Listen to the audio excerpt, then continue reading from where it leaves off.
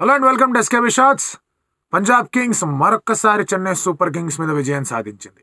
గత 5 ఎన్కౌంటర్లో వీళ్ళిద్దరి మధ్య మ్యాచ్లో 4 సార్లు పంజాబ్ కింగ్స్ గెలిచింది. అండ్ వాళ్ళ హెడ్ టు హెడ్ చూసుకుంటే కనుక 15-14గా కనిపిస్తోంది. It's a fantastic victory Punjab కింగ్స్కి. అండ్ ఈ victory I think SRH, DC, LSG, KKR కావాలని కోరుకొని ఉంటారు.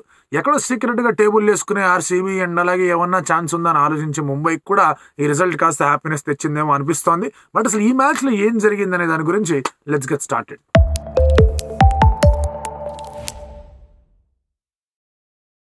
Toss is always a crucial factor చెన్నైలో, ఎందుకంటే అక్కడ వచ్చే డ్యూ అలాంటిది. అలాగే ఇక్కడ ఫ్రెష్ వికెట్ ఇచ్చారు. ఆ వికెట్ చాలా స్లో వికెట్, టర్న్ ఉన్న వికెట్. అండ్ డెఫినెట్లీ టాస్ గెలిచిన team will field first. And Ruturaj Gaikwad టాస్లో ఎలా ఓడిపోవాలి అనే దాని గురించి అతను ఏమైనా చదువుకొచ్చాడో లేకపోతే అధ్యయనం చేశాడో తెలియదు, కానీ ప్రతిసారి టాస్ ఓడిపోతున్నాడు. ఒక్కసారి టాస్ గెలిచాడు, 9 సార్లు టాస్ ఓడిపోయాడు. అండ్ ఈసారి కూడా టాస్ ఓడిపోయాడు. And they were put to bat first. Chennai Super Kings batting ఆర్డర్లో కొన్ని ఇబ్బందులు ఉన్నాయి. వాళ్ళు మరి ఎందుకని ఈ బ్యాటింగ్ ఆర్డర్తో వెళ్తున్నారో అర్థం కావట్లేదు. ఇవాళది బ్యాటింగ్ ఆర్డర్లో కూడా చాలా చేర్పులు జరిగిపోయాయి. Rahane and Ruturaj Gaikwad are starting. So అక్కడ మీకు రుతురాజ్ గైక్వాడ్ జనరలీ ఎటువంటి సర్ఫేసెస్ మీద అయినా కూడా బాగా ఆడగలిగే ప్లేయర్. ఈ సర్ఫేసుల మీద అతను ఒక 100 కొట్టాడు, ఒక 90 కొట్టాడు. ఇవాళ కూడా ఒక మంచి నాక్ ఆడాడు. But you want an explosive starter. Ruturaj Gaikwad అలా ఆడుతున్నాడు, ఈ వికెట్ మీద అలా ఆడాలి, అలాగే ఆడుతున్నాడు. But you want an explosive starter at the other end. అది రహానే ఇవ్వలేకపోయాడు. ఆల్దో పవర్ ప్లేలో వాళ్ళు 55 దాకా కొట్టినా దట్ ఈస్ నాట్ ఎనఫ్. ఇంకా కొంచెం ఎక్స్ట్రా కొట్టాలి. ఫస్ట్ బ్యాటింగ్ చేస్తున్నాడు, ఎందుకంటే ఒక్కసారిగా స్పిన్నర్స్ వచ్చారు అంటే స్కోరింగ్ రేట్ మీద చాలా బ్రేకులు పడతాయి. అదే జరిగింది. సిఎస్కే ఇన్నింగ్స్లో మీరు మాట్లాడుకుంటే కనుక their biggest turning point was Dube's wicket. Shivam Dube wicket అనేది పెద్ద టర్నింగ్ పాయింట్. ఎందుకంటే ఇటువంటి వికెట్ల మీదే అతను వచ్చి ఒక క్విక్ 15 బాల్స్ 30 లేకపోతే 20 బాల్స్లో 40 కొట్టేసి వెళ్ళిపోతాడు. ఎప్పుడైతే రహానే వికెట్ పడిందో హర్ప్రీత్ బ్రార్ బౌలింగ్లో, ది సెంటిన్ శివం దూబే, ఎందుకంటే లెఫ్ట్ ఆర్మ్ స్పిన్నర్ ఉన్నాడు కాబట్టి వెళ్ళి ఆడతాడు కాబట్టి వాళ్ళకి తెలుసు స్పిన్ జరుగుతోంది ఇక్కడ. అండ్ దూబేస్ కాంట్రిబ్యూషన్ చాలా ఇంపార్టెంట్ అని. ఏమైంది అక్కడ? Dube was beaten in the trajectory. ముందుకెళ్ళి ఆడాలా లేదా స్వీప్ కొట్టాలన్న ఒక చిన్న ఒక మినీ సెకండ్ అనేది కాస్త ఫ్రస్ట్రేషన్ ఆర్ రాదర్ కన్ఫ్యూజన్ లాంటిది వచ్చింది. ఆ కన్ఫ్యూజన్తో గట్టిగా ఒక షార్ట్ హీవ్ కోసం వెళ్ళబోయాడు, అవుట్ అయ్యాడు, రివ్యూ తీసుకున్నాడు, అవుట్ అయిపోయాడు. ఇది చాలా పెద్ద వికెట్, ఎందుకంటే Dube is the best spin hitting player in India currently. ఇప్పుడు నేను ఈ మాట అన్నానంటే ఏం ఆడాడు వాళ్ళే అంటారు. మరి లాస్ట్ 2 ఏళ్లుగా ఏం చేస్తున్నాడు? ఇప్పుడు ఒక్క మ్యాచ్ అనేది డెఫినెట్లీ 1.5-2 ఇయర్స్గా ఈ ఫార్మాట్లో, అదర్ ఫార్మాట్లో కూడా, ఈ ఫార్మాట్లో అతను ఏం చేశాడు, ఇటువంటి పిచ్ల మీద అతను ఏం చేస్తాడో చూపిస్తున్నాం. సో అందుకే Dube's wicket was the most important wicket. అది చాలా పెద్ద టర్నింగ్ పాయింట్. అండ్ ఎప్పుడు కూడా మనం మాట్లాడుతూ ఉంటాం లెఫ్ట్ హ్యాండర్ బ్యాటింగ్ చేస్తానంటే లెఫ్ట్ ఆర్మ్ స్పిన్నర్ వద్దు, లెగ్ స్పిన్నర్ వద్దు అని. ఇక్కడ ఏం జరిగింది? రాహుల్ చార్ జడేజా వికెట్ తీశాడు, హర్ప్రీత్ బ్రార్ ఏమో ఇక్కడ శివం దూబే వికెట్ తీశాడు. దూబే వికెట్ పడిన తర్వాత ది సెంటింగ్ జడేజా. ఈ లాజిక్ నాకు ఎప్పటికీ అర్థం కాదు, వైఆర్ ది సెండింగ్ జడేజా అని. మీకు 2 వికెట్లు క్విక్గా పడిపోయాయంటే జడేజాని పంపించవచ్చు. మిడిల్ ఓవర్స్లో ఎందుకు జడేజా? మీ దగ్గర డారెల్ మిచెల్ ఉన్నాడు ఆడడానికి, మీ దగ్గర మొయిన్ అలీ ఉన్నాడు ఆడడానికి. But why are they sending Jadeja నాకు అర్థం కాదు. సరే జడేజాని పంపించారు, అతను అవుట్ అయిపోయి 2 రివ్యూలు తీసుకుని వెనక్కి వెళ్ళిపోయారు. అప్పటికన్నా డారెల్ మిచెల్ పంపించాలి కదా, అప్పుడు ఎందుకు సమీర్ రెజ్విన్ పంపించారు? సో మిచెల్ మీ దగ్గర ఉన్నప్పుడు you should send Mitchell out అయిన తర్వాత తీసుకోండి, ఇంపాక్ట్ సబ్ ప్రాబ్లమే లేదు. వాళ్ళు కాస్త తొందరపడి ఇంపాక్ట్ సబ్ తీసుకున్నారా, లేదంటే స్పిన్ బాగా జరుగుతుంది కాబట్టి రిజ్వీల్ అటాక్ చేస్తారనుకున్నారా? అది అర్థం కాలేదు. And that back fired. ఇక్కడ రిజ్వీన్ తప్పుపడడానికి ఏమన్నా ఉంది అంటే కనుక both of them got good deliveries, రుతు అండ్ అలాగే రిజ్వీ. అండ్ అలా కొట్టడానికి వెళ్ళినప్పుడు కొట్టలేకపోయారు. అది నెక్స్ట్ ఫేజ్లో నెక్స్ట్ ఒక ఇంపార్టెంట్ డిసైజివ్ పాయింట్ అదే అయ్యింది అక్కడ. రుతురాజ్ అండ్ అలాగే రిజ్వీ ఇద్దరు స్లో అయిపోయారు. Both of them got slow middle overs ఫేజ్లో. 53 బాల్లో అంటే 9 ఓవర్ల దాదాపు బౌండరీ రాల. 9 ఓవర్ల బౌండరీ రాల. ఆ వచ్చిన బౌండరీ కూడా వైడ్ 4 ద్వారా వచ్చింది హర్షల్ పటేల్ ఓవర్లో. పవర్ ప్లే తర్వాత the next immediate boundary was 14th ఓవర్లో, అది కూడా మీకు వైడ్ 4 వల్ల వచ్చింది. So both of them getting slow అనేది వర్కౌట్ కదా. At least one of them should have attacked. Idea లేని డారెల్ మిచెల్ని అంత పెద్ద అమౌంట్ ఇచ్చి కొనుక్కున్నారు, బాగానే ఉంది. ఇదే టీంకి డారెల్ మిచెల్ వెళ్ళకూడదని చెప్పేసాక తీసుకున్నారు. అతని స్కిల్ సెట్, అతను ఆడే ఆటతో పాటు అతను పంజాబ్కి వెళ్తే పంజాబ్ ఇంకా స్ట్రాంగ్ అవుతుందని కదా బిడ్ వార్లో వెళ్ళి మరీ డారెల్ మిచెల్ తెచ్చుకొచ్చింది. అతన్ని పంజాబ్ మీద మీరు అన్లీష్ చేయకపోతే ఎట్లా? సో ఇది పెద్ద సమస్య అయిపోయింది అక్కడ. So Rizvi and Ruturaj both were getting slow, ఎవరు ఆడలేకపోతున్నారు. అలాంటి సమయంలో రిజ్వీ అవుట్ అయిపోయాడు. రిజ్వీ అవుట్ అయిన తర్వాత ది సెంటిన్ మొయిన్ అలీ. తర్వాత అక్కడ ఆడే ప్రయత్నంలో మీకు రుతురాజ్ గైక్వాడ్ దెన్ బాగా ఆడాడు, అటాక్ చేయడం మొదలుపెట్టాడు. అండ్ లాస్ట్ ఇన్నింగ్స్లో మీరు అబ్జర్వ్ చేసుకుంటే కనుక ఇంకా చాలా బెటర్గా ఆడాడు. ఆ పిచ్ కన్నా ఈ పిచ్ కొంచెం కష్టమే కాదనట్లేదు, బట్ మిడిల్ ఓవర్స్లో హీ నీడెడ్ టు అటాక్. ఆర్ రిజ్వీ ఋతు పార్ట్నర్షిప్ అనేది ఇంకొంచెం స్ట్రాంగ్గా ముందుకెళ్ళాల్సిన పార్ట్నర్షిప్ అది. That is where they lost the game again. Ruturaj Gaikwad లాస్ట్లో నుండి ఇంకొక 10-15 రన్లు ఎక్స్ట్రా వచ్చేవి, ఎందుకంటే రాహుల్ చార్ ఓవర్ వేయడానికి ధోని కోసం ఆపాడు రాహుల్ చార్ ఓవర్ని. అదొక బ్రిలియంట్ పీస్ ఆఫ్ క్యాప్టెన్సీ. అతను ఉండుంటే బాగుండేది, 10-15 రన్లు ఎక్స్ట్రా గ్యారంటీగా వచ్చేవి, స్ట్రైక్ రేట్ కూడా మేనేజ్ చేసుకునేవాడు. But that does not take away the fact that middle ఓవర్స్లో అతను స్ట్రగుల్ అయ్యాడు. పిచ్ సరే కాదనట్లా, పిచ్ అనుకూలించలేదు, దాన్ని కూడా అధిగమించి అద్భుతమైన హాఫ్ సెంచరీ కొట్టాడు, absolutely no doubts about that. కానీ ఎక్కడో అక్కడ ఆ మిడిల్ ఓవర్స్లో ఒక 1 6 2 6 పడి ఉండాల్సింది.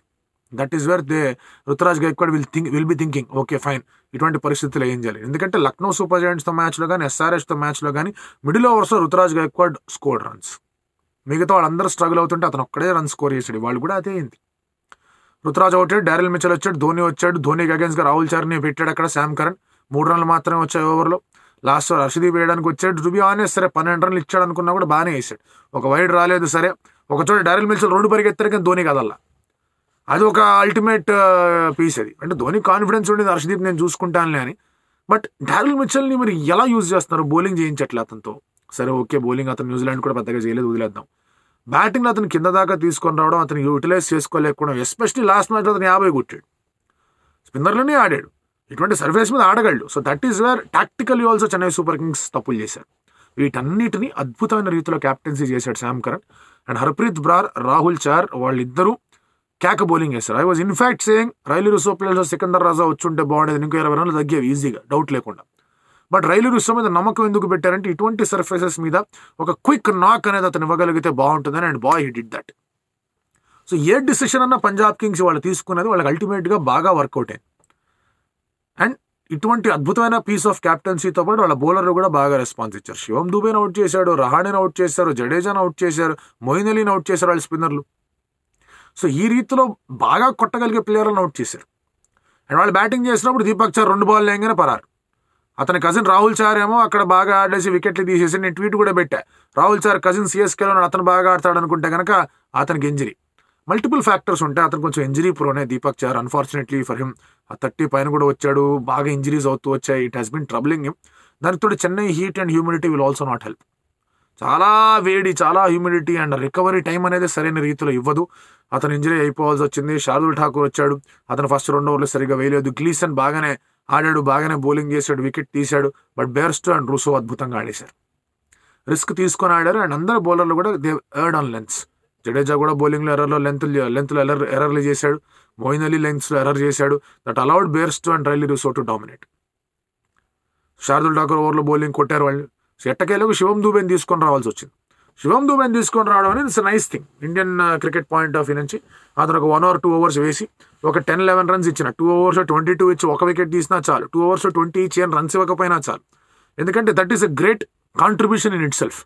అలాంటిది అతను రాగానే సెకండ్ బాల్కి వికెట్ పడింది.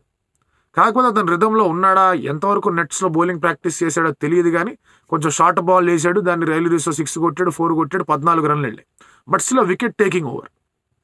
అతను ఇంకొంచెం బౌలింగ్ బెటర్గా చేయించి అతని చేత ఆడించాల్సిన అవసరం ఉంది. బట్ సిఎస్కే ఇవాళైతే దీపక్ చార్ వెళ్ళిపోయాడు కాబట్టి అతను వాడారు, కానీ ఆ తర్వాత మళ్ళీ వాడతారనేది నాకు డౌటే. సో ఇంకా అతను బౌలింగ్ మీద వర్కౌట్ చేసుకోవాలి. డెలివరీ స్ట్రైడ్లో అతనికి ఇబ్బందులు ఉన్నాయి. But is a decent bowler.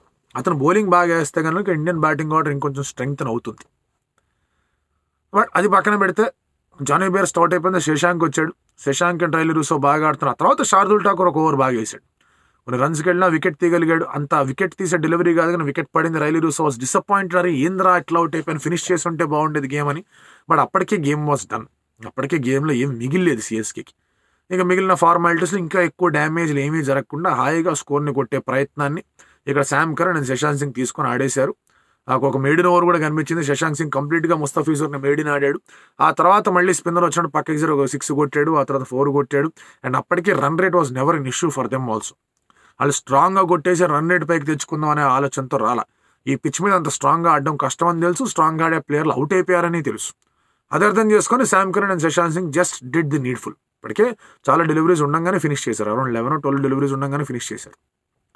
So in that way also it was a fantastic victory Punjab కింగ్స్కి. అండ్ నెక్స్ట్ మళ్ళీ ఇప్పుడు సిఎస్కే పంజాబ్ కింగ్స్ మ్యాచ్ ఉంది, అది ములన్పూర్లో ఉంది. పంజాబ్ కింగ్స్ అన్ఫార్చునేట్లీ ఏమైందంటే వాళ్ళు హోమ్ గ్రౌండ్లో వాళ్ళు గెలవలేకపోతున్నారు. దే లాస్ట్ టు హైదరాబాద్, ఆ తర్వాత they lost to RR. Then they lost GT. ఇవన్నీ క్లోజ్ గేమ్స్ వాళ్ళు కోల్పోయినాయి. సో ఇటువంటి క్లోజ్ గేమ్స్ వాళ్ళు ఓడిపోవడం వల్ల ఏమవుతుందంటే హోమ్లో దర్ హ్యావింగ్ లిటిల్ ప్రాబ్లమ్స్. అక్కడ 3 గెలుచుంటే they would have been at the top of the table. Generally మన పంజాబ్ కింగ్స్ గురించి చాలామంది కొంచెం విస్మరించే దీంట్లో ఉంటారు. దానికి కారణం ఏంటంటే ఒకటి వాళ్ళ దగ్గర కంటిన్యూటీ అనేది ఉండదు, which they try to change. అదే కోచ్ని పెట్టారు, అదే క్యాప్టెన్ని పెట్టారు. అండ్ ఈసారి their tactics are also working. స్టార్టింగ్లో కొంచెం అటు ఇటు అయినా దే రియలైజ్డ్ అక్కడ శామ్ కరణ్ ఏ పొజిషన్లో ఆడితే బాగుంటుంది అనుకున్నారు, ఓపెన్ చేయించారు. ఆ తర్వాత ఒక పెద్ద స్కోర్ కొట్టాలని చెప్పి బెర్స్టో అండ్ ప్రభ్సిమ్రన్ ఓపెన్ చేశారు, అదే కంటిన్యూ చేశారు. శశాంక్ సింగ్ లాస్ట్ గేమ్లో నంబర్ 4లో ఆడాడు, ఇక్కడ కూడా నంబర్ 4లోనే పంపించారు అతన్ని.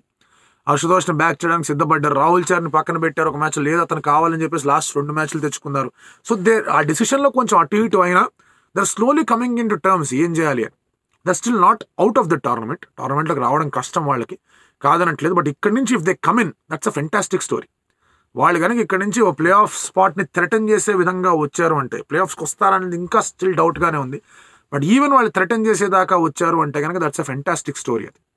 అందుకని ట్రెవర్ బేలిస్ని కానీ, అక్కడున్న సునీల్ జోషిని కానీ, మిగతా వాళ్ళందరినీ కూడా చాలా గట్టి రీతిలో వాళ్ళని ప్రశంసించాల్సిన అవసరం అనేది ఉంది. ఎందుకంటే beating Kolkata at Eden and Chennai at Chepauk, ఈ 2 చాలా కష్టం.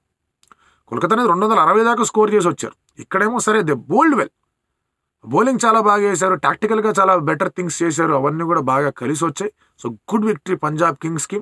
అండ్ చెన్నై సూపర్ కింగ్స్ 10 దగ్గరే ఉంటారు కాబట్టి ఎస్ఆర్హెచ్ గెలిస్తే వాళ్ళు 12 దగ్గరికి వెళ్ళొచ్చు. లక్నో సూపర్ జాయింట్స్ అనుకుంటారు మేము గెలిస్తే మేము కూడా ముందుకెళ్ళే అవకాశాలు ఉన్నాయని. అండ్ అలాగే డీసీ అనుకుంటారు మేము గెలిస్తే మేము కూడా వాళ్ళకి పైకి వెళ్ళొచ్చు అని చెప్పేసి ఇలాంటివన్నీ సమీకరణాలు వస్తాయి. అండ్ ముంబై ఇండియన్స్ కూడా ఓకే, పంజాబ్ మనకన్నా పైన వెళ్ళినా చెన్నై అక్కడే ఉంది. వీ కెన్ విన్ 2-3 మ్యాచెస్, మనం చెన్నైని ఢిల్లీని కూడా టార్గెట్ చేయొచ్చు. 14లో మనకి ఏమైనా అవుట్ సైడ్ ఛాన్స్ ఉందా అని ఆలోచిస్తారు. They are almost out chance కష్టం వాళ్ళకి. But they will still be thinking. And table వేసుకునే బ్యాచ్ ఆర్సీబీ ఫ్యాన్స్ వీళ్ళందరూ ఉంటారు. Permutation combinations, probability, net run rate calculations, వీటన్నిటిలో కూడా ఎక్స్పర్ట్స్ వాళ్ళకి ఆల్రెడీ ఒక రకంగా చెప్పాలంటే పంజాబ్ కింగ్స్ గెలవడం కావాలి. మేము అనుకున్నట్టే ప్లాన్ జరుగుతుందన్నారు. మొన్న యాక్చువల్గా ముంబై గెలవడం కావాలి, వాళ్ళకి ఎల్ఎస్జీ గెలిచింది. సో అక్కడ ఎల్ఎస్జీ కూడా ఫైన్, ఏంటి పరిస్థితి అది ఇది అని ఆలోచిస్తూ ఉంటారు. వాళ్ళు ఈ చెన్నై ఓడిపోవడం వాళ్ళకి హ్యాపీనెస్ ఉన్న, ఆర్సీబీ ఇంకా ఎక్కువ హ్యాపీ ఫీల్ అవుతున్నారు, అదేంటో అర్థం కావట్లేదు. But still again considering the issues, Delhi Punjab will find it tough to make it to the play offs. వాళ్ళ టఫర్ మ్యాచెస్ ఉన్నాయి. వాళ్ళ ఒక టఫ్ నేల్ని హోల్డ్ చేసుకోగలరా అనేది మాత్రం చూడాలి. ఎస్పెషలీ పంజాబ్, ఎందుకంటే 2 బ్యాక్ టు బ్యాక్ విజయాలు అద్భుతమైన రీతిలో గెలిచాక వాళ్ళ మొమెంటం కానీ వాళ్ళ కాన్ఫిడెన్స్ కానీ హైలో ఉంటుంది. ముల్లన్పూర్లో ఎట్లా ఆడతారు అనేది చూడాలి. బట్ ఇవాళ మాత్రం చాలా పిక్చర్ పర్ఫెక్ట్గా వాళ్ళ మ్యాచ్ అనేది నడిచింది. మీరేమనుకుంటున్నారు?